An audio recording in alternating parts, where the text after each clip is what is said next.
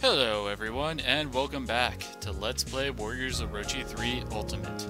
I am your host, Rion Bahamut, and this is round 2 of Why the Hell Do We Care? Today, we are taking a look at Ma Dai, Peng and Kunoichi. Once again, we are starting with our dynasty friends with Ma Dai. Ma Dai's date of birth and death is unknown, and is Ma Chao's cousin and reliable companion on the battlefield. He was a generic officer serving under Ma Chao, but Ma Dai finally became a playable character in Dynasty Warriors 7.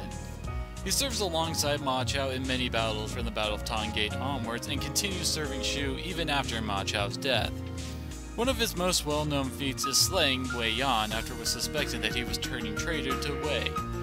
Although in Dynasty Warriors 7 Extreme Legends, it was more portrayed as Ma Dai stopping Wei Yan from making a suicidal charge against the Wei army. He is a happy-go-lucky type who is willing to give all for his friends even if it means doing the kind of work no one wants to do. Now, let's see how strong Ma Dai's paint fu really is. Ma Dai's fighting style is very different from most characters and can be a bit difficult to set up for.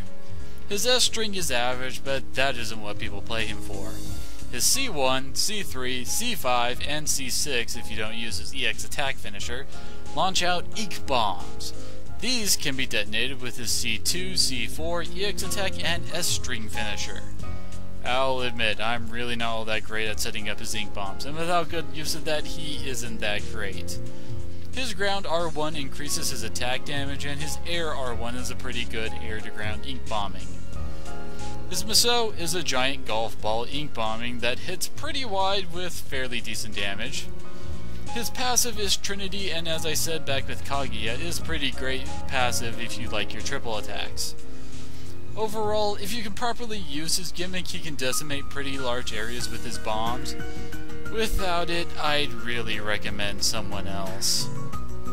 Peng was born in 170 AD and is a Wei officer who originally served under Ma Chao at Tong Gate. He became a playable character in Dynasty Warriors 5. There are a few variations on how Peng joins Wei, but it's usually him becoming isolated during the Battle of Tong Gate and defecting to Wei. It is said that at the Battle of Fong Castle, Peng had his coffin prepared and carried it onto the battlefield to show everyone his resolve in the face of his opponent. Unfortunately for Peng the coffin would not be just for show. He lost the duel against Guan Yu, and even though he was offered a chance to be an officer in Liu Bei's army, he stoically refused and is executed. He is generally portrayed as a stoic warrior with a code of honor who believes a warrior should always follow through with his orders regardless of their doubts. Now let's see how well he can crush heads with his giant mace.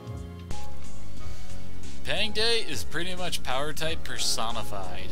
His swings are slow but have very good range and area of effect, plus his power typing lets him attack even when under fire.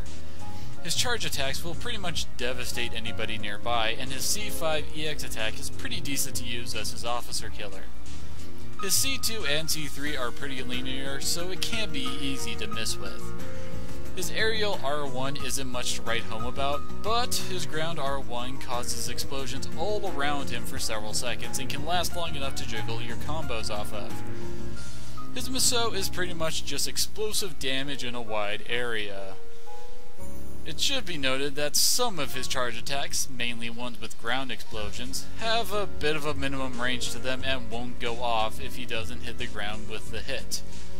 His passive skill is Potence, which increases everyone in the group's attack strength, so everyone really benefits when he is in the team. Final thoughts: if you want massive damage to a large group of enemies, you could do far worse than Peng. Our final character in this episode is the samurai warrior Kunoichi. Kunoichi is a fictional character created for the original Samurai Warriors and was taken out of the second installment for her replacement Nene. However, she was popular enough to come back in the third installment. She was assigned to guard Yukimura Sanada by Shingen Takeda, so a lot of Kunoichi's accomplishments are tied to Yukimura. It's usually protecting him from assassins or performing espionage against his enemies to give their army the advantage.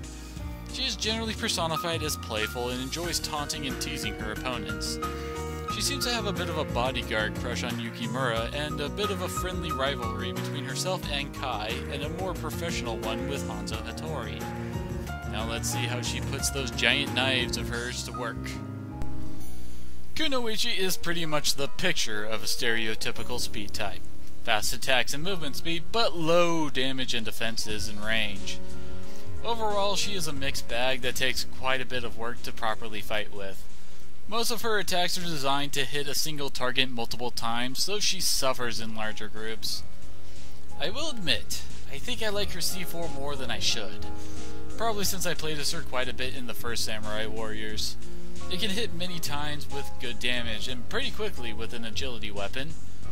Her R1s are pretty weak, although her Air 1 can be fun to juggle and just hop on a guy's head multiple times. Her Musou is pretty lackluster, with low damage, and the invincibility doesn't really help her with how long her charge combos can take. Her passive is Impulse, which increases the party's speed, which is a nice convenience on our larger maps, although you could just use a horse. Overall, I probably like her more than I should with all her faults, but her C4 and passive are workable if you are willing to put in the effort.